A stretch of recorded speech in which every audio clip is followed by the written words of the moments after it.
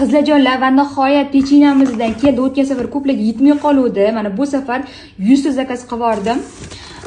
Bu karpkadan ikkita borda. Ikkitalab ovuringlar qizlar. Bolalar mazza qiladi. Bu narsa tabiiy narsa. Sutdan, bug'doy unidan qilingan vkuschon olmani ozginagina tamchasi keladi.